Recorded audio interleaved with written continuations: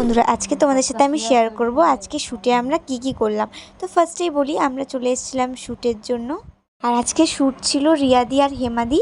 তোমাদের রিয়াদি আর হেমাদির সাথে মিট করে দিই। আর তারপরে দেখতে পাচ্ছ এখানে অনেকগুলো ড্রেস আছে। আর আজকে আমরা চলে এসেছিলাম বিশালে। মানে হেমাদি শ্যুটের জন্য কথা বলছে, ওখানে রিয়াদি দাঁড়িয়ে আছে।